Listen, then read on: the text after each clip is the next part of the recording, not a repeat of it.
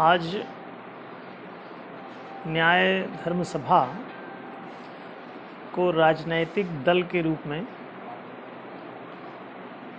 प्रतिष्ठित करने के मामले में या फेसबुक लाइव का कार्यक्रम रखा गया है। न्याय धर्म सभा एक सामाजिक संगठन के रूप में विगत लगभग 30 वर्षों से कार्यरत है। समाज में न्याय, राष्ट्र में न्याय, पूरी दुनिया में सामाजिक और राष्ट्रीय तलों पर न्याय की स्थापना का ये अभियान है। जब हम सामाजिक रूप से इस कार्यक्रम का संचालन कर रहे थे तो बहुत से लोग बोलते थे कि इतने दिनों से आप कर रहे हैं, करते तो राजनेता लोग हैं, जो वही होता है। अब यदि राजनेतागण जो करते हैं वही होता है तो सामाजिक संगठन कैसे करेगा? सारी संवैधानिक व्यवस्था संसद से चलती है। संसद राजनेताओं से चलता है। राजनेता पार्टियों से चलते हैं। एक अकेला व्यक्ति चुनाव जीतकर भी वहां कुछ नहीं कर पाता। अकेले अकेले कई लोग भी हों तब भी कुछ नहीं होता। सबके अपने अपने विचार होते हैं। तो एक सामूहिक चेतना की आवश्यकता है सामाजिक और राष्ट्रीय उत्थान के लिए। अतः इसके लिए आवश्यक है कि एक राजनैतिक पार्टी के रूप में न्याय धर्म सभा को लाया जाए और न्याय धर्म सभा इस सामाजिक कैंपेन का एक सहायक के रूप में राजनैतिक दल को लॉन्च करे ताकि सामाजिक के साथ साथ राजनैतिक उत्थान भी संभव हो सके।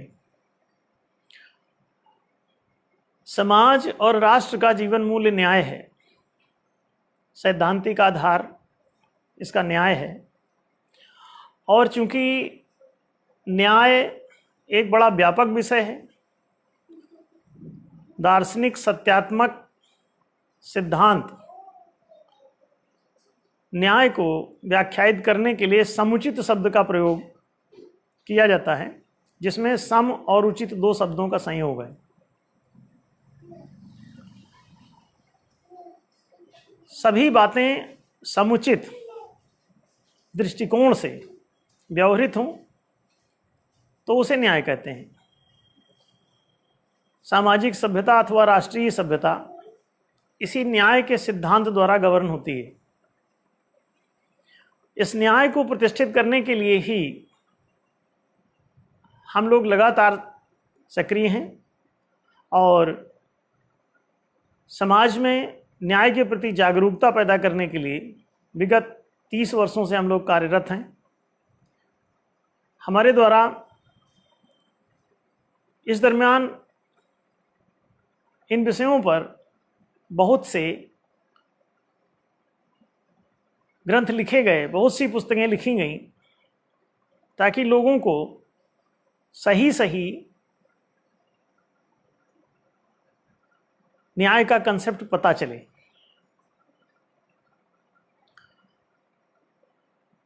न्याय एक बहुत बड़ा विषय है और दार्शनिक विषय है। जैसे जैसे समाज में न्याय आता है वैसे वैसे सार्वजनिक सत्ता का उदय होता है, सार्वजनिक व्यवस्था का उदय होता है जो सर्वहितकारक होती है।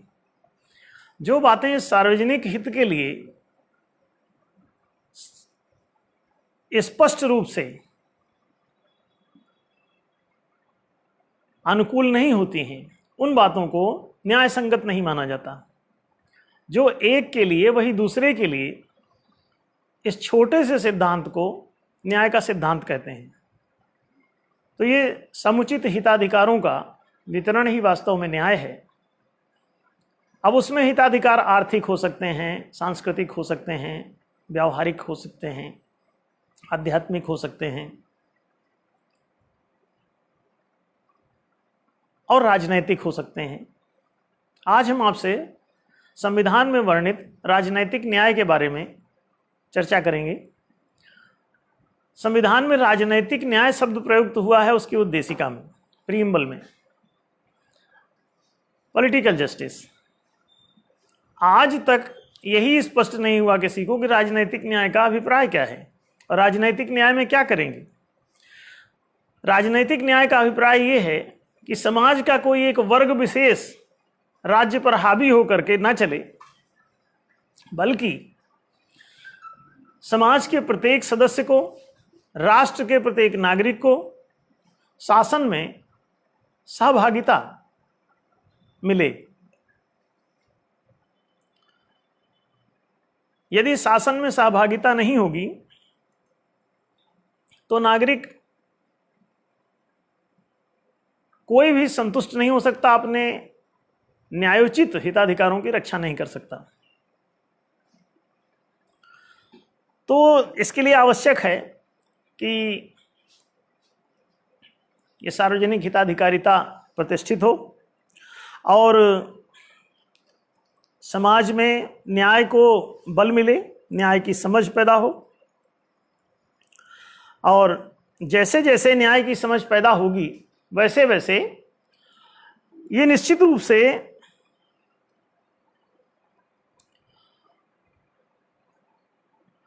हम लोग अपने हितों के प्रति जागरूक हो पाएंगे।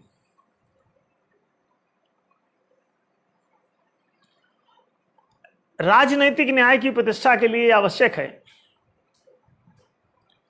कि हम लोग शासन में सहभागिता को सुनिश्चित करें। आज हम इसी विषय में आप सभी से मुखातिब हैं और कोशिश करेंगे कि आपको ये राजनैतिक न्याय समझ में भी आए और आगे होता हुआ भी लगे। राजनीतिक न्याय के लिए आज तक किसी भी पार्टी ने या किसी भी राजनेता ने प्रयास नहीं किया है। क्यों? शासन आज भी द्वैत मूलक है। एक पक्ष राज्य वर्ग हो गया है, दूसरा पक्ष जो है प्रजा वर्ग हो गया है और इसे ही राजतंत्र की परिभाषा कहते हैं। तो इसमें लोकतंत्र फिर कहां बचा? अगर शासन में दखल ही नहीं है जनता का तो सहभागिता कहां हुई? राजनीतिक हिताधिकार कैसे सिद्ध हुए?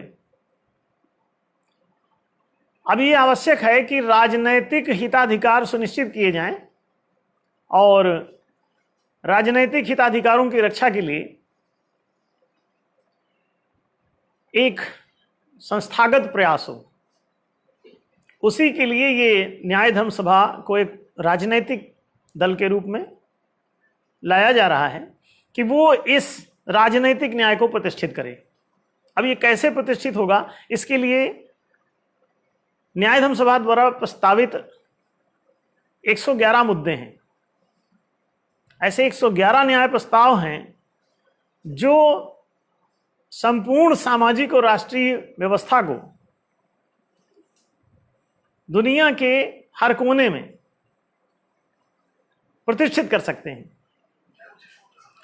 अब अगर ये संभव है कि राजनैतिक न्याय स्थापित हो सकता है तो हमें इसका प्रयास करना चाहिए। जो लोग भी राजनीतिक न्याय पाना चाहते हैं, करना चाहते हैं, संविधान की प्रीएम्बल में 3 न्याय की चर्चा है: आर्थिक न्याय, सामाजिक न्याय और राजनीतिक न्याय। आर्थिक न्याय में भी कुछ नहीं हुआ है और वो इसलिए नहीं हो पा रहा है क्योंकि इसके ऊपर वाले न्याय नहीं हैं। आर्थिक न्याय राज्य को करना है और राज्य जो है चंद लोगों की मुट्ठी में कैद हो जाता है। पैसे से सत्ता और सत्ता से पैसा। तो कुछ लोग अर्थ को सेंट्रलाइज कर लेंगे, केंद्रीकृत कर देंगे और उसके द्वारा जो आर्थिक जो शक्ति पनपेगी, वो आर्थिक शक्ति पूरे साम्राज्य को हड़प लेगी, अर्थात राजनीतिक न्याय समाप्त हो जाएगा। यदि राजनीतिक न्याय प्रतिष्ठित किया जा सके, और लोकतंत्र में यह संभव है, लोकतंत्र में जो रूसों ने लोकतंत्र आपको दिया, द डेमोक्रेसी, एक पुस्तक रूसों ने लिखी, वो धीरे धीरे पूरी दुनिया में छा गई। उसमें राजतंत्र का विकल्प लोकतंत्र लाने का प्रयास था। गलती उसमें यह हो गई कि राजकीय जो सत्ता थी, शासन सत्ता जो थी, उस शासन सत्ता में व्यक्तियों की नियुक्ति का ही उसमें सिद्धांत वो लोग ग्रहण कर पाए, और ये नहीं देख पाए कि व्यक्ति चाहे तलवार के बल पर वहां नियुक्त हो शासन सत्ता में, चाहे वो सिर गिन करके वहां पहुंच रही हो, लोगों का वोट लेके पहुंच रही हो, कुश्ती लड़के पहुंच रही हो, किसी भी तरह से वहां पहुंचे, यदि वो सारी प्रभुसत्ता उसके हाथ में ही रहनी है, तो ये तो पुराना राजतंत्र ही आ गया। आपने किसी को भेजा है तब वो अन्याय कर रहा है, या कि अपने तलवार के बल पे बैठ गया है सिकंदर की तरह, तब वो अन्याय कर रहा है। अन्याय तो हो रहा है, इसका मतलब कहीं कुछ लोचा है, ये राजतंत्र ही बन जाता है। ओट तंत्र भी जाके राजतंत्र में परिवर्तित हो जाता है। आपने जिनको वोट दिया, अगर वो राजा ही बन गए और सारी चीजें उन्होंने अपनी मुट्ठी में ले लिया, आप फिर पछताते रहते हैं। उन्होंने हेलमेट पर कानून बना दिया कि जिसके पास हेलमेट नहीं होगा उस 100 रुपए वो चालान कटता रहेगा, उस 100 रुपए की रसीद कटती रहेगी। अब आपको मंजूर है तो भी 100 रुपए चुकाइए, नहीं मंजूर है तब भी चुकाइए, आप इसे बदल नहीं सकते। शासन में जो उन्होंने जोंक लगा दिया, वो जोंक आपका पूरा खून चूसती रहेगी और आप उसका कोई रोक का भी कुछ नहीं कर पाएंगे। आप उसका ज्यादा से ज्यादा विरोध करेंगे तो पुलिस की लाठी खाएंगे, आप उसके खिलाफ आंदोलन करेंगे, धरना हड़ताल करेंगे, आप नाहक अपना समय खराब करेंगे। क्यों? शासन सत्ता जो वहां बैठी है उसी के किए होगा। आप उसे नहीं चुनेंगे, दूसरे को चुन लेंगे, तो वो भी उन्हीं में से कोई रहता है, वो भी जाके वही करता है। तो न्याय धर्म सभा एक पार्टी के रूप में एक ऐसे ढंग से परोसी जा रही है कि वो वहां पर जाने के पश्चात यदि ये बहुमत में आती है तो सबसे पहले इस काम को करेगी कि ये शासन सत्ता के बजाय शासन व्यवस्था चुने जाने की व्यवस्था देगी, चुने जाने की वहां नीति प्रतिष्ठित करेगी, इसका जो है संवैधानिक इसका स्वरूप प्रदान करेगी। ये वास्तव में इसे अंग्रेजी में कहें तो ये सेल्फ गवर्नेंस है, सार्वजनिक रूप से ये सेल्फ गवर्नेंस है, पब्लिक द्वारा स्वयं का शासन। अभी पब्लिक चुनती है लेकिन शासन दूसरे का हो जाता है, क्योंकि शासन मौलिक रूप से व्यवस्था का नाम, सत्ता का नहीं। सत्ता तो शासक है, सत्ता शासक है, तो जो शासक बन जाएगा शासन उसकी मुट्ठी में चला जाएगा। और शासन, लोकतंत्र का मतलब होगा, लोक माने सार्वजनिक, तो तंत्र माने शासन अगर है, तो अगर हमारा ये व्यवस्था तंत्र सार्वजनिक नहीं है तो ये लोकतंत्र कैसे हुआ? आप इस पर कभी विचार करें। शासन तंत्र सार्वजनिक नहीं है, लोक माने सार्वजनिक होता है, तो लोकतंत्र माने सार्वजनिक तंत्र हुआ, और शासन पर कुछ सत्ताधीशों का कब्जा है। इसका मतलब है कि वो राजाओं की ही वहां प्रभुसत्ता प्रतिष्ठित हो गई। वो चाहे तलवार से गए हों, चाहे ओट से गए हों, चाहे नोट से गए हों, चाहे लड्डू बांट के गए हों, चाहे साड़ी बांट के गए हों, आपको लालच दे के गए हों, आपको धोखा दे के गए हों, आपसे झूठे वादे करके गए हों कि आपका लोन माफ कर देंगे, आपको पकौड़ी बंटवा देंगे, आपको एक स्मार्टफोन देंगे, आपको 2 रुपए किलो चावल देंगे, सस्ता सामान देंगे, फ्री में यात्रा करने का मौका देंगे। ये ऐसे कोई भी लालच दे करके और वो आपसे वोट हासिल कर लेते हैं। और ये सब घोषणाएं वो कब करते हैं? जब वोट का समय आ जाता है। बाद में उस पर उन्होंने अमल किया नहीं किया, इसका भी कोई मतलब नहीं। आप इसका कोई दावा भी नहीं ठोक पाते हैं, क्योंकि उन्होंने संविधान में कोई प्रावधान नहीं किया है कि अगर वादे से मुकर जाए तो उस पर कोई केस कर सकूं। आपके हाथ में कुछ है ही नहीं, आप उसे 5 साल हटा भी नहीं सकते। वो बैठा है और अगले चुनाव आते आते तक पिछली बातें आप भूल जाएंगे, कोई नया सगुफा छोड़ देगा। वो हिंदू है तो मुसलमानों का डर दिखाएगा, मुसलमान है तो हिंदुओं का डर दिखाएगा। आप दोनों के नेताओं के भाषण सुने और दोनों को एक साथ कभी लगा के चलाएं। उनके दोनों के भाषण आप रिकॉर्ड कर लें और दोनों भाषणों को एक साथ सुने एक ही समय में, तो आप देखेंगे एक लाइन इसकी सुने, एक लाइन इसकी, अब आप आश्चर्यचकित हो जाएंगे कि दोनों परस्पर एक दूसरे का भय उत्पन्न करवा रहे हैं समाज में, और उस भय के द्वारा आपका ध्यान अपनी तरफ आकर्षित करते हैं कि आप हमको वोट दीजिए और हम जो है आपको उसके भय से आपको बचाएंगे। आपके हिताधिकार आपको देंगे, माने आपको शिक्षा देंगे, आपको रोजगार देंगे, आपको सुविधा देंगे, आपको संरक्षण देंगे, आपको चिकित्सा देंगे। ये बातें वो नहीं करेंगे तो क्या करेंगे? वो कहते हैं कि हम आपको किसी आतंकी से बचाएंगे। कोई कहता है कि वो तुमको गरीबी से बचाएगा, कोई गरीबी हटाओ का नारा देता है, कोई अदर भय भूख भ्रष्टाचार हटाओ का नारा देता है। लेकिन आप जहां के तहां रहते हैं, उसके बाद भी गरीबी रहती। आपने उस नारे पे आपने सरकार को वोट दे दिया, वो चुन गई, सत्ता चलाया, सत्ता में बैठे रहे, एंजॉय किया, चले गए, फिर नया नारा दे के आएंगे, अब इस बार हम आपका लोन माफ करेंगे कहेंगे। अब आप लोन के लालच में दीजिए, पहले गरीबी हटाने के लालच में दिया।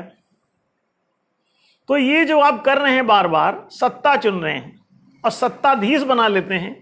अब वो सत्ता शासक हो जाता है, शासक चुन रहे हैं, शासन नहीं चुन रहे हैं आप, शासन आपके हाथ में नहीं है। तो लोकतंत्र कैसे हुआ?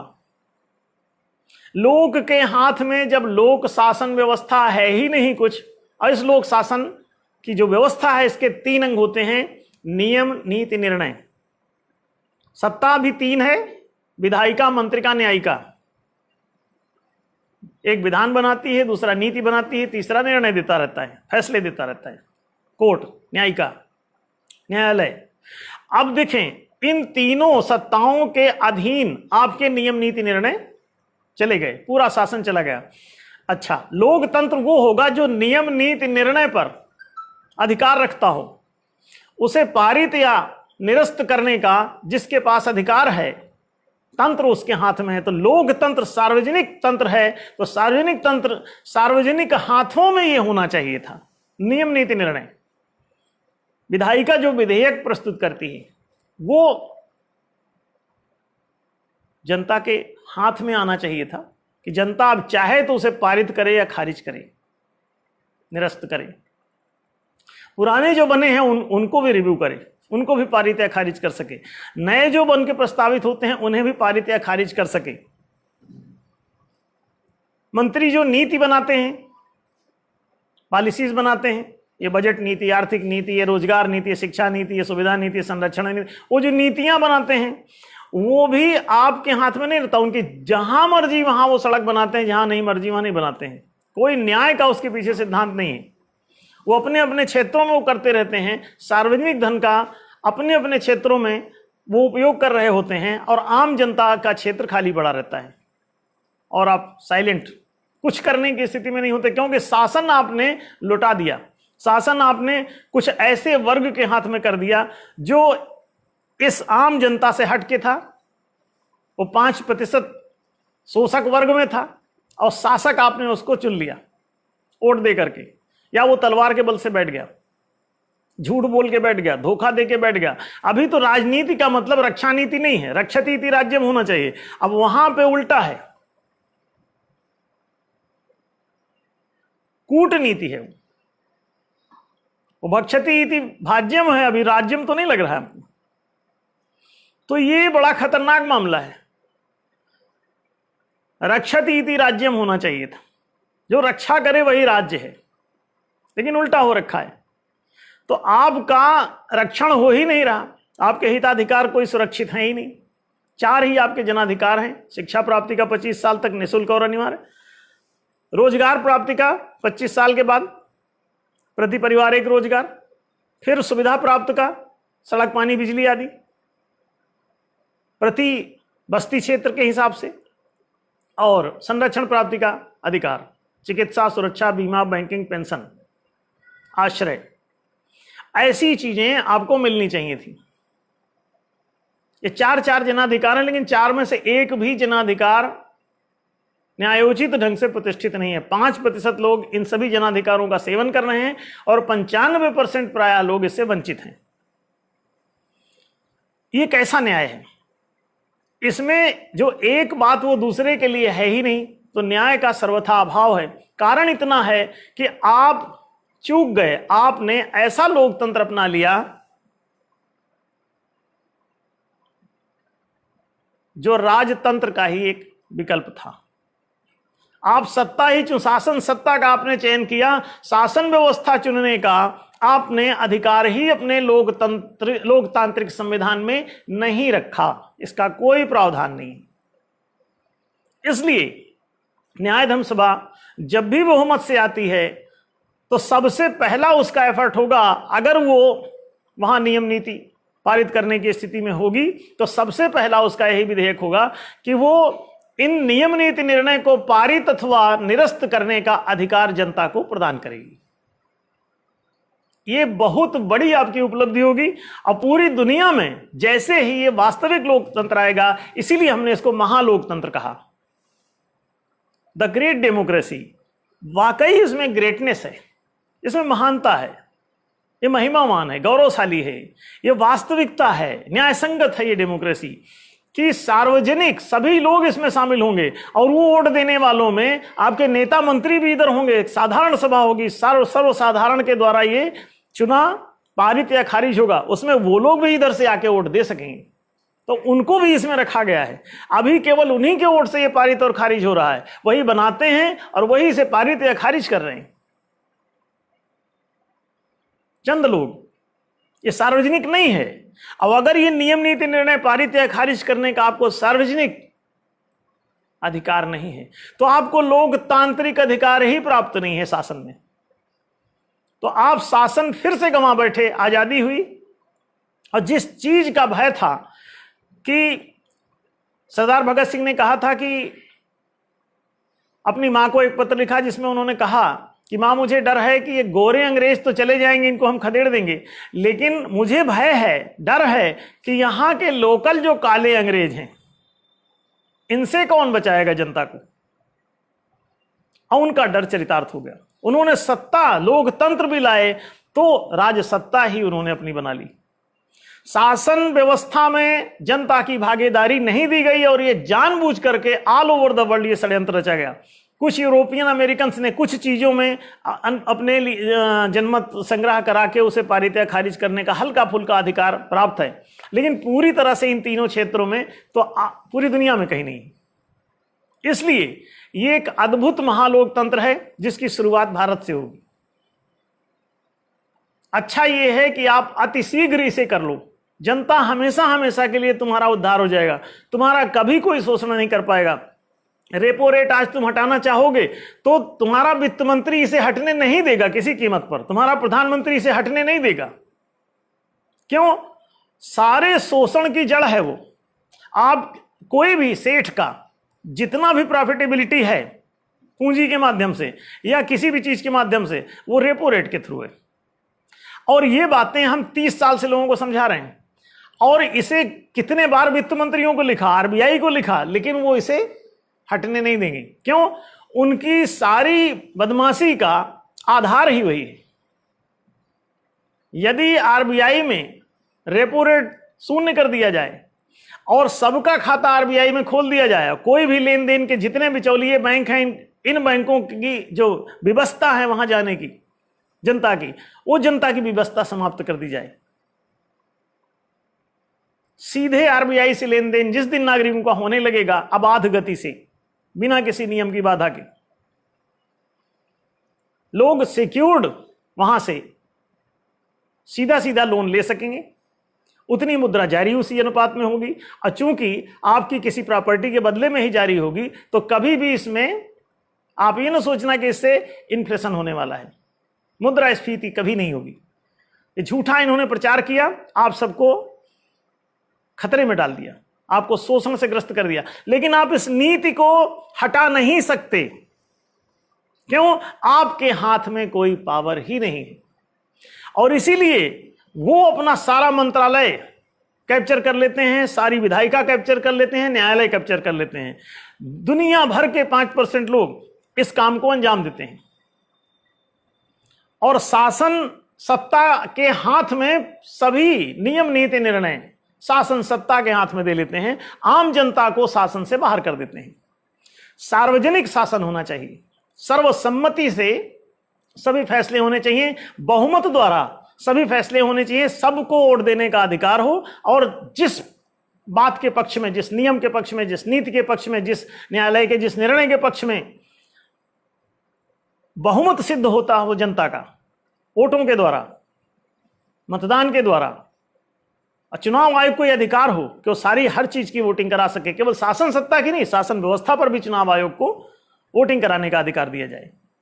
इससे यह होगा कि शासन सत्ता के साथ साथ शासन व्यवस्था चुनी जाने लगेगी। और एक और बारीक बात बताएं कि शासन सत्ता को चुनने ना चुनने से कोई लाभ ही नहीं है, वो चाहे जो वहां जाए आपको कोई फर्क पड़ने वाला नहीं है। शासन व्यवस्था के तीनों अंगों को, नियम नीति निर्णय को पारित या निरस्त करने का आप अधिकार जनता प्राप्त कर लीजिए जनता के लिए, और इसके बाद किसी भी प्रकार की गड़बड़ी हमेशा के लिए समाप्त हो जाएगी। आप कभी गुलाम नहीं बनेंगे। चाहे कोई देश हमला करके आप पर कब्जा कर लिया, आप ये अपना मताधिकार यदि कायम रखोगे नियम नीति निर्णय को पारित या निरस्त करने का, पारित या खारिज करने का, तो निश्चित रूप से आप जान लो कि आप कभी गुलाम नहीं होगे। हमेशा हमेशा के लिए सभी प्रकार की गुलामियों से आपका छुटकारा हो जाएगा। दास प्रथा ही सदा के लिए समाप्त हो जाएगी, स्लेवरी मिट जाएगी। क्यों? आप सारे के सारे नियम नीति निर्णय अपने ढंग से पारित कर सकोगे। अभी जो मौद्रिक नीति है आप उसे नहीं बदल पा रहे हैं। डिजिटल करेंसी सिस्टम एक मौद्रिक नीति है, आंकिक मुद्रा प्रणाली, और वो हम पिछले कई सालों से लगातार सरकारों को दे रहे हैं, लेकिन वो इसे आज तक इंप्लीमेंट नहीं किए, जबकि इसको लागू करते ही सारा भ्रष्टाचार समाप्त हो जाएगा, राष्ट्र पवित्र हो जाएगा, राजकोष की चोरी रुक जाएगी। राजकोष की चोरी रुकते ही जनता के हित में पूरे फंड का उपयोग होने लगेगा। कितनी सुंदर बात है। लेकिन ये इंप्लीमेंट वो नहीं कर रहे हैं। जनता की तरफ से बार बार इसका प्रस्ताव हम दे रहे हैं, और अगर ये जनमत संग्रह करा लें इसके पक्ष में, आप आश्चर्य करेंगे कि 30-35% में सरकार बना रहे हैं, और हम क्या कहें कि बहुमत इसका 90-95% तक जा सकता है इसके पक्ष में। लेकिन आपको मत देने का इसमें अधिकार ही समाप्त कर रखा है, संविधान में अधिकार ही नहीं प्राप्त हुआ। तो आप देश में लोकतंत्र है ही नहीं, तो जो सत्ताधीश हैं वही लोग इसे जो मर्जी वो करेंगे, आपके हाथ में कुछ भी नहीं है। आपको झुंझुना पकड़ा दिया जाता है केवल कि आप सिर्फ वोट देंगे और उनको वोट देंगे। व्यक्तिगत वोटें कराई गई, व्यवस्थागत वोटें नहीं कराई गई। लोकतंत्र का संबंध तंत्र माने व्यवस्था होता है। व्यवस्था के नियम नीति निर्णय 3 अंग हैं, इन तीनों पर वोटिंग आज तक नहीं कराई जाती, पूरे देश में नहीं कराई जाती, कहीं नहीं कराई जाती। उसका कारण कि जिनको जिनको आप चुनते आए हैं पिछले 70 सालों से, आजादी के बाद से, सन 50 के बाद से चुनाव चालू है, अभी तक आप चुन रहे हैं।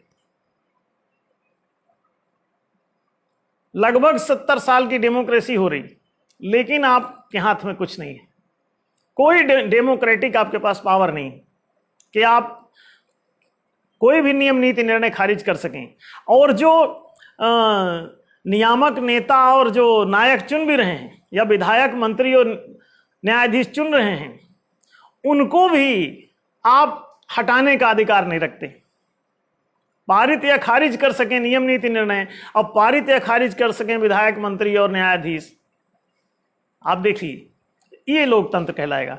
लेकिन इन दोनों पर हम आपको शासन सत्ता को भी पारित खारिज करने का और शासन व्यवस्था को भी पारित खारिज करने का, न्याय धर्म सभा के द्वारा, ये अगर ये बहुमत में आती है तो ये प्रथम कार्य होगा उसका कि सबसे पहले वो आपको ये अधिकार दे देगी। और इसके बाद इस दुनिया में चुनाव फिर कोई भी जीतो और कोई भी लड़ो, न्याय धर्म सभा घर भी चली जाएगी, तब भी आपका बाल बांका नहीं होगा, आपके कोई अधिकार नहीं छीन पाएगा, आप गरीब नहीं होंगे, आप बेरोजगार नहीं होंगे, आप अशिक्षित नहीं होंगे, आपका मोहल्ला पिछड़ा हुआ नहीं होगा, आप ग्रामीण और गंवार नहीं कहलाएंगे, आपका हर गांव शहर से भी सुंदर होगा, हर घर झोपड़ी के बजाय। अभी आप स्लम एरिया में रहते हैं, मताधिकार जो लिए हो किस बात का, झुंझुना झुनाने का, अब उसे झुंझुनाते रहो, आपके हाथ में कोई पावर नहीं है। और लोकतंत्र नाम दे दिया गया, लोकतंत्र के नाम से राजतंत्र को चलाया गया, ताकि आप यही समझते रहें कि आपके हाथ में लोकतंत्र है,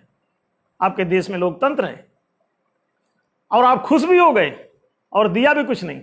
जैसे रोटी का फोटो खींच के भूखे लोगों को दे दिया और कहा देखो ये रोटी है, सबने कहा हां रोटी है, हमने कहा ये रोटी नहीं, रोटी का फोटो है।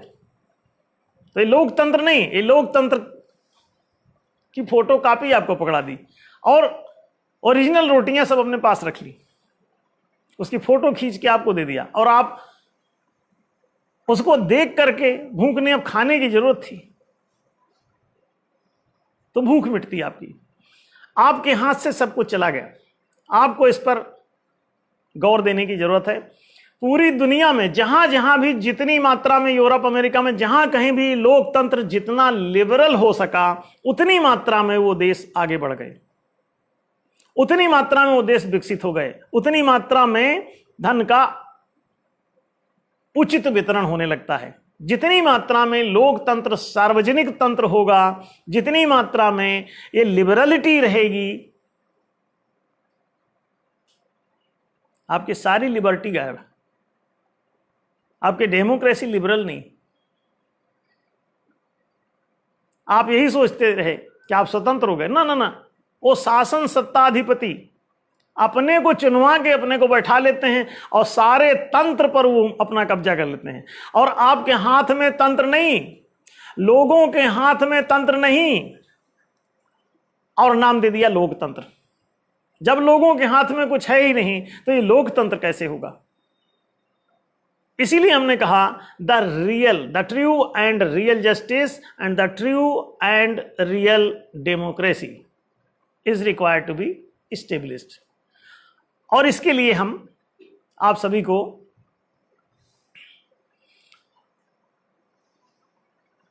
बताना चाह रहे हैं कि ये ट्रू एंड रियल डेमोक्रेसी लाओ,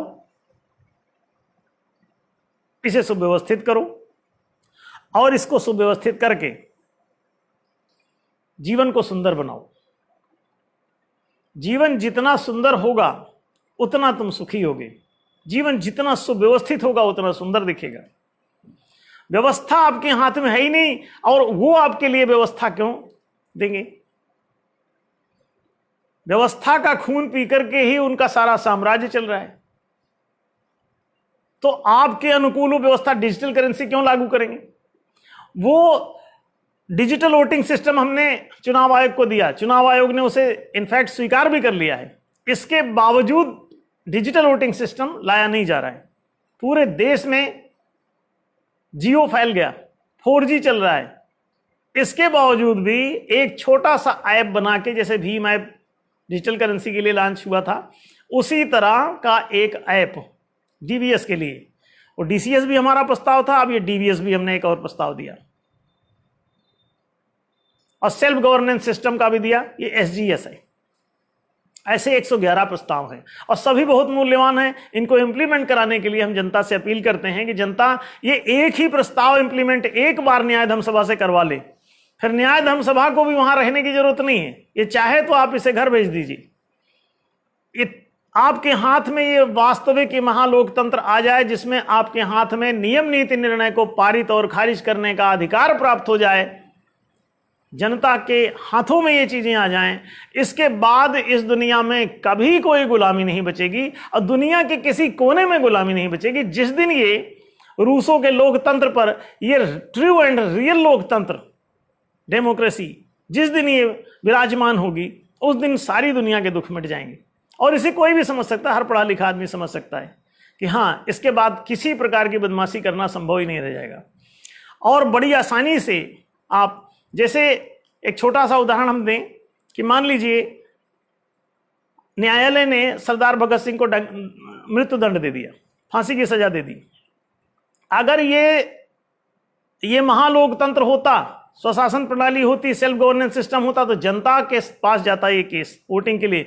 क्यों? इसे कोई ना कोई ऑब्जेक्ट करता तो कोर्ट का निर्णय ऑब्जेक्शन में आ जाता और ऑब्जेक्शन के बाद जनमत संग्रह के लिए जाता और उसे 1 घंटे में ये फैसला हो जाता।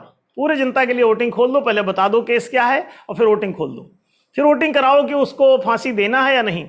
अगर ये सेल्फ गवर्नेंस सिस्टम उस समय होता तो सरदार भगत सिंह कभी फांसी नहीं चढ़ते। उन सभी महापुरुषों को, महानायकों को बचाया जा सकता था। बड़े अच्छे लोग थे। गांधी जी कभी जेल नहीं जाते, सरदार भगत सिंह कभी फांसी नहीं चढ़ते, सुखदेव राजगुरु कभी फांसी नहीं चढ़ते, और सुकरात को कभी विस्पान नहीं कराता न्यायालय। क्यों? न्यायालय का ये फैसला जनता खारिज कर देती। जीसस का भी, अगर ये सेल्फ गवर्नेंस सिस्टम होता, पूरी जनता में वोटिंग कराई जाती, तो जीसस ने किसी का एक कुछ नहीं बिगाड़ा था। न्यायालय ने उनको क्रूसीफाई का फैसला दिया।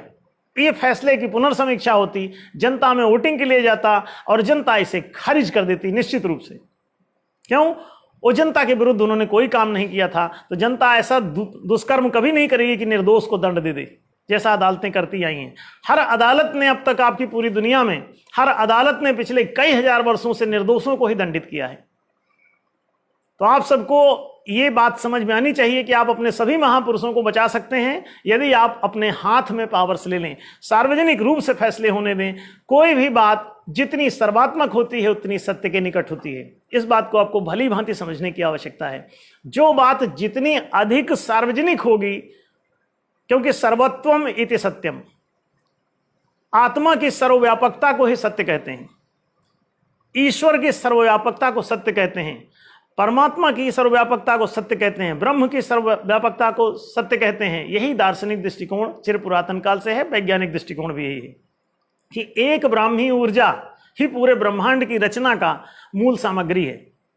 उसी सामग्री से सभी ये बर्तन बने हुए हैं। हर घट घट में वह एक विराजा।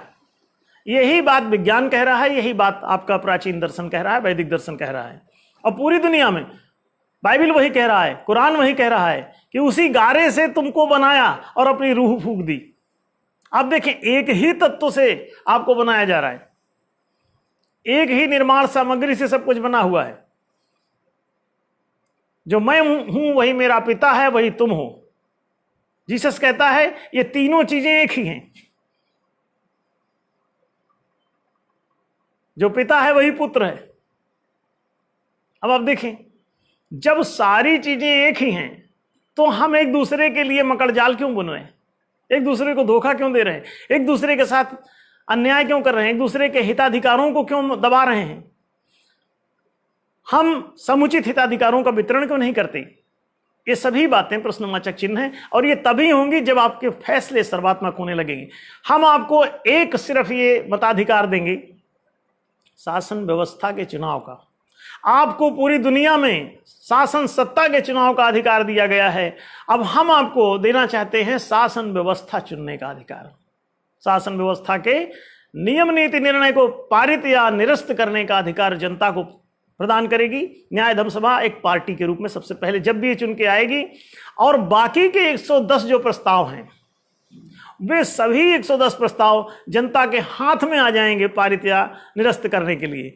तो हम उन प्रस्तावों को जनता के द्वारा ही लागू करवा के दिखाएंगे, क्योंकि जनता के हित के हैं वो सारे प्रस्ताव, तो जनता तुरंत ही उसे अपने हित में लागू करेगी। अभी वो सभी प्रस्ताव हमने सरकारों को दिए, राज्य सरकारों को दिए, केंद्र सरकारों को दिए, विदेशी सरकारों को भी हमने दिया, लेकिन कहीं किसी ने, क्योंकि वो सब सत्ताधीश हैं, वो अपने हित का काम करते हैं, सार्वजनिक हित का काम नहीं करते, इसलिए सार्वजनिक रूप से अब पारित खारिज करने की व्यवस्था लानी होगी, तब सार्वजनिक हित के कार्य होंगे, जनहित के कार्य होंगे। जब जनता के द्वारा शासन सत्ता चलेगी तब जनहित के कार्य होंगे। अभी तो थोड़े से लोग आपके हाथों से, आपके वोटों से आपको धोखा देके, शराब पिला के, साड़ी बांट के, मोबाइल बांट के, आपको सस्ता अनाज का लालच देके, जैसे मछली को सस्ती गोली दे करके और फंसा लिया जाता है जाल में, उसकी बुद्धि को डाइवर्ट कर लिया जाता है और बाद में उसे फांस दिया जाता है। अब आप देखें, जनता को मछली की तरह व्यवहार किया गया, इसे मानव बनने ही नहीं दिया गया। क्यों? मानवता का जब तक आपको अधिकार ही नहीं, मताधिकार ही मनुष्यत्व का प्रथम लक्षण है कि मनुष्य एक बुद्धिमान प्राणी है। मति को बुद्धि कहते हैं, मत माने उसकी बुद्धि के द्वारा सोचा समझा जो उसका विचार है उसे मत कहते हैं। और वो अपने मत से अपने देश की, अपने समाज की व्यवस्था को चलाए, यही उसका मताधिकार होगा। अपने मत के द्वारा वो चीजों को पारित या खारिज कर सके, सरकारों को पारित या खारिज कर सके, व्यवस्था को पारित या खारिज कर सके, सत्ता को पारित या खारिज कर सके। जब ये उसके हाथ में आ जाएगा तो इसे वास्तविक लोकतंत्र कहा जाएगा। ये वास्तविक लोकतंत्र आए, पूरी दुनिया में आए धीरे धीरे, और ये जहां जितनी मात्रा में इसकी लिबरलिटी हुई है, जितनी मात्रा में ये मताधिकार फैला है, उतनी मात्रा में ही उन देशों में न्याय हुआ है। नहीं तो 5% आदमी 95% को दूसरा पक्ष घोषित कर देता है, ये द्वंद्व में चला जाता है। पारस्परिक संघर्ष, प्रजा का राजा के विरुद्ध, राजा का प्रजा के विरुद्ध संघर्ष चलता रहता है, एक शोषक बन जाता है, एक शोषित होता रहता है। तो ये द्वैत बुद्धि के कारण ये द्वंद्व जो उत्पन्न करते हो, लड़ाइयां चलती रहती है, संघर्ष चलते रहते हैं, गृह युद्ध चलते रहते हैं, आतंक जारी रहता है, ये अपने आप समाप्त हो जाएगा। धरना, हड़ताल, ताम झाम, विरोध, प्रदर्शन सब समाप्त हो जाएगा जब तुम अपने हाथों से ही सरकार बनाने चलाने लग जाओगे, शासन चलाने बनाने लग जाओगे, नियम नीति निर्णय बनाने चल, तो आप किसका विरोध करने जाओगे? और इसलिए आज का जो विरोध परक लोकतांत्रिक प्रक्रिया चलती है, ये सब स्वतः ही समाप्त हो जाएगी। इसीलिए हमने कहा न्याय धर्म सभा कभी किसी का विरोध नहीं करेगी। अंधकार का विरोध करने से अंधेरा नहीं मिटता। प्रकाश का समर्थन करो, प्रकाश को प्रतिष्ठित करो, अंधकार स्वतः विदा हो जाता है। तो वहां जो विरोधी रवैया अपनाए बैठे हो वो लौट आओ, वापस आओ और वास्तविक लोकतंत्र की तरफ मुड़ो। इस एक बात को ही अगर ये देश जैसे जैसे समझ जाएगा, इसे घरों घरों में समझा दो, सिर्फ जनता के हाथ में पावर ही देने की बात है। बाकी के जो 111 में से अन्य जो 110 प्रस्ताव हैं, वो सभी प्रस्ताव जनता स्वतः लागू कर लेगी। सिर्फ जनता को ये सारे प्रस्ताव हम पहुंचा भर दें, खुद लागू कर लेगी जनता, और सारे सहर्ष लागू करेंगे इसे। केवल इतना करना है कि इनमें से 111 में से एक प्रस्ताव जो 53 नंबर प्रस्ताव है, वो इस महालोकतंत्र का प्रस्ताव है, स्वशासन प्रणाली का प्रस्ताव है, वो सेल्फ गवर्नेंस का प्रस्ताव है, उसे हम लोग ला रहे हैं, उसे इंप्लीमेंट करेंगे। जिस दिन भी न्याय धर्म सभा को पूरी ये बहुमत में आती है, जिस भी प्रदेश में आए, देश में आए, जहां से भी ये संभव होगा वहां से इसे हम लोग लागू करने का पूरा प्रयास करेंगे। और इसे अकेले को ही लागू कर देने के बाद अन्य कोई शासन वासन ना हम ही चला सकेंगे, ना हमारी कोई सत्ता बचेगी वहां, और ना ही अन्य किसी कोई भी पार्टी फिर चुन के भेजो, चाहे न्याय धर्म सभा को भेजना, चाहे जिस किसी पार्टी को भेजना, वहां इनके हाथ में कुछ भी नहीं रहेगा। आपका ये कुछ भी नहीं बिगाड़ पाएंगे, अन्याय ये जरा भी नहीं कर पाएंगे। इसलिए ये व्यवस्था लाना आप सब समझते हैं कि बहुत महत्वपूर्ण है। इसे आपको सिर्फ थोड़ा थोड़ा इसके मामले को समझने की जरूरत है। इस पर बीच बीच में और दिनों पर भी हम कार्यक्रम रखेंगे और कोशिश करेंगे कि आप तक इसे पहुंचाएं। अब चूंकि आज का समय समाप्त हो रहा है, तो ये बल्कि शायद कुछ अधिक हो गया है,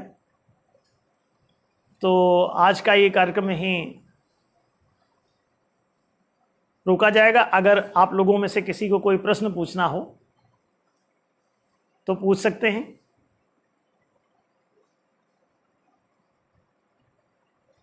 इस विषय में किसी को कोई चीज़ पूछनी हो जो यहाँ उपस्थित हैं तो पूछ सकते हैं।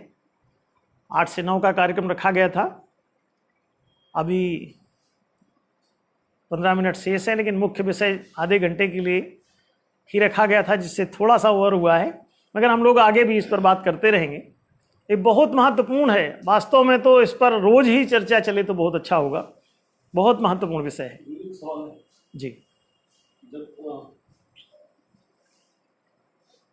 जब ये बिल और विधेयक संसद में या राज्यसभा में कोई पास नहीं कर पाएगा जी, तो नेताजी वहां पर क्या करेंगे, जो भी लोग चुन के जाएंगे, तो उनका क्या नाम रहेगा? बिल्कुल बिल्कुल, बहुत अच्छा सवाल है। सवाल ये है कि जब हम नेता चुन के भेज रहे हैं और वहाँ वो विधायक बन गया या फिर मंत्री बन गया या न्यायाधीश बन गया और उसके द्वारा दिया गया वो नियम नीति निर्णय कोई इम्प्लीमेंट ही नहीं होना है, लागू ही नहीं होना है, तो उसका क्या महत्व रह जाएगा? उसका महत्व ही महत्व रहेगा। उसे समझ लें, सिर्फ वो बदमाशी नहीं कर पाएगा, बाकी तो पूरा काम उसके हाथ में। क्या भाई, विधायक को, जो विधायिका वहां पर है उसको विधेयक बनाने का तो अधिकार है ही ना, अपना काम तो वो करेगा ही। जैसे कि कोई एक आर्टिस्ट है, अब आर्टिस्ट का काम क्या है? आर्ट बनाना, तो आर्ट का काम तो करेगा ही। विधायक आपने चुना, अब विधायक का काम विधान बनाना है, तो विधान तो बनाएगा ही, अपनी ड्यूटी तो करेगा ही। उसका महत्व तो है ही है कि वो विधायक है, वो विधान बनाने वाला है, विधान बनाएगा। सवाल ये है कि कोई ऊट पटांग न बन गया हो, इसलिए उसे पारित या खारिज करने का अधिकार जनता के पास होगा, इतनी सी बात है। और वो भी जनता है, वो भी पारित या खारिज करेगा ना इनकी तरफ से। अकेले क्यों पारित खारिज कराना चाहते हो उससे? लोकतंत्र कैसे होगा फिर? अगर वो खुद ही मतलब एक रसोइया है, खुद ही खाना बनाया और खुद ही खा गया, तो सर्व करते समय तो ख्याल रखोगे ना कि घर में और भी लोग हैं। तो खाना बनाने, आप कहेंगे रसोइये का क्या महत्व बचेगा? रसोइये का पूरा खाना बनाने का अधिकार तो विधान तो वही बनाना है उसी को। आप भी कोई प्रस्ताव रखेंगे तो विधायिका के समक्ष जाएगा वो, जैसे हम लोग रख रहे हैं तो विधायिका के समक्ष बार बार परोस रहे हैं, उनको भेज रहे हैं, नेताओं को भेज रहे हैं, पार्टियों को भेज रहे हैं। अब वो विधान बनाएंगे, अब बनाने के बाद वो रखेंगे, अब आप वो भी जनता में शामिल होंगे, सभी लोग मिलकर के उसमें, वो विधायक भी शामिल, वो भी वोटिंग करेगा।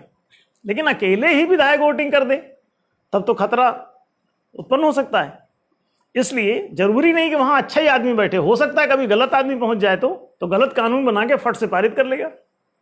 जैसे लाभ के पद को लाभ का पद न माना जाए, एक विधेयक बनाया और पारित कर लिया लोगों ने, अपनी तनख्वाह बढ़ाने के लिए विधेयक लाते हैं, झट से पारित हो जाता है। क्यों? जनहित के मुद्दे पारित नहीं होते। आधार कार्ड बड़ी मुश्किल से पारित हुआ, क्यों? वो पूरी जनता को आधारभूत एक अधिकार देता था, मौलिक पहचान का। नागरिक की पहचान नहीं तो कैसा बचेगा? इसी तरह जो मंत्री बनेगा तो मंत्री का काम नीतियां बनाना, तो नीतियां वो बनाएगा, बजट बनाएगा, शिक्षा नीति बनाएगा, बस पारित या खारिज करने का सार्वजनिक अधिकार होगा। माने वो मंत्री भी पारित खारिज करने में शामिल रहेगा एक नागरिक के रूप में। इधर से वोटिंग करने की जब बात आएगी तो वो भी वोटिंग कर सकेगा। अब देखिए, वो अपना मत देना अपने पक्ष में, लेकिन जनता का जनमत भी तो आने दो साथ साथ, तभी ना लोकतंत्र होगा। और आप लोग लोकतंत्र समझे ही नहीं। पहली बार जब हमने लोगों को ये समझाना चालू किया तो लोगों के कान खड़े हो गए कि अच्छा, तो ये, अरे लोकतंत्र ये है वास्तव में, तो फिर ये कौन से, तो राजतंत्र ही चल रहा था जी। एक सवाल और है, क्या जनता इसमें कोई गलत निर्णय नहीं लेगी? क्योंकि जनता तो अभी जिस लेवल पे है उस हिसाब से तो निर्णय इसमें लेने की बात कहां है? जनता गलत नियम नहीं बना, नियम तो वहां बना, नियम तो बनाया है, उसको जनता पारित खारिज कर सकती है। जनता को गलती और सही करने का कहां अधिकार है वहां, और उसको जरूरत कहां है? जैसे कि न्यायालय, फैसला तो न्यायालय ही देगा ना, न्यायाधीश ही देगा, तो न्यायाधीश ही निर्णय देगा। अब जनता को मंजूर है कि नहीं है, इस स्वीकृति लेने की बात है, सहमति लेने की बात है। फैसला जनता थोड़ी ना कर रही है, फैसला तो न्यायाधीश ने किया, न्यायालय ने किया, और विधायक ने बनाया, मंत्री ने नीतियां बनाई, उन्हीं लोगों ने किया है सब। जनता कहां कर रही? जनता तो कह रही है, जनता को अब आपने सही फैसला किया, मैंने इनके हित में होगा तभी ना वो सहमति देंगे। तो ये तो सहमति ली जा रही है, कहीं ऐसा तो नहीं एंटी बनाए दे रहे हो जनता के विरुद्ध। तो जनता से सहमति भी ले लो। आप जबरदस्ती चाय भी किसी को क्यों पिलाना चाहते हैं? मान लो नुकसान करता हो उसको, तो एलर्जी हो उससे चाय से, अब पिला दिया आपने। टमाटर खिला रहे हो जबरदस्ती, उससे पूछ तो लो कि भैया टमाटर खाओगे कि नहीं? ये हमने टमाटर बनाया है, सब्जी बड़ी अच्छी है, तुम खाओगे पता चलो पत्थरी है उसको, तो टमाटर और नुकसान करेगा। तो फिर वो क्यों खिलाना चाहते, उससे पूछ लो और उससे सहमति ले लो, फिर उसको अगर खाना चाहता खिलाओ, और नहीं तो रखो अपना टमाटर की सब्जी बाहर।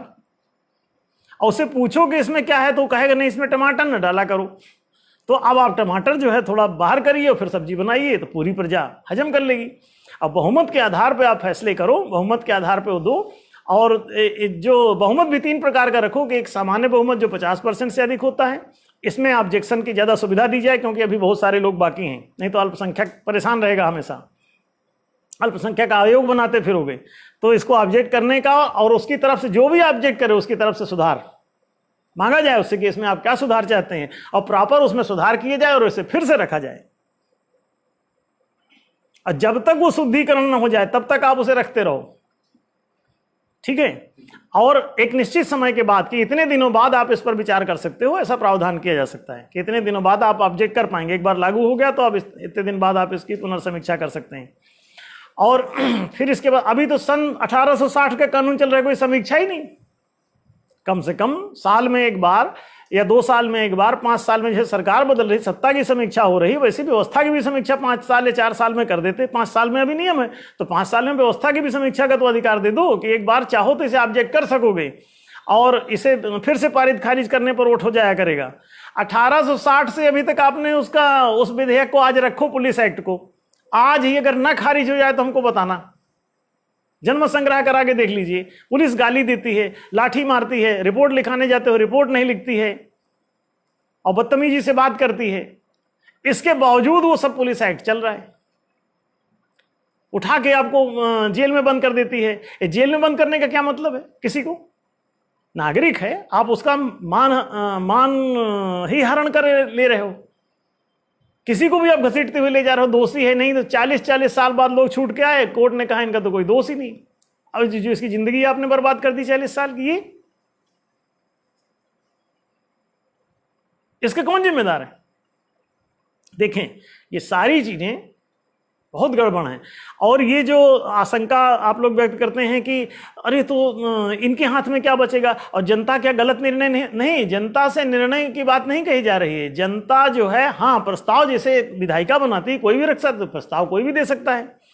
जनता को ये नियम नीति निर्णय करने के लिए नहीं कहा जा रहा है, ये तो हो चुके निर्णय पर वो सिर्फ अपना मत देंगे। वो कोई अपने यहां अदालत नहीं लगाने वाले हैं, कोर्ट में ही चलेगा केस जो चलेगा। जनता को जरूरत, जनता से तो सहमति ली जा रही है कि सरदार भगत सिंह को आपने फांसी दे दी, और जनता से पूछ लो कहीं ऐसा तो नहीं कि वो जनहित का काम कर रहा था और आप बदमाश हैं, आपके हित में ना हो, आप लूट रहे थे दुनिया को, और सरदार भगत सिंह कुछ बोले तो आप गुस्से में फांसी दे दिए, और वो जनहित का काम कर रहे थे कि जनता का माल बचा रहे थे। अब आपने वोटिंग कराया तो वो जनता ने उनको वोट पक्ष में दिया कि इनको छोड़ो।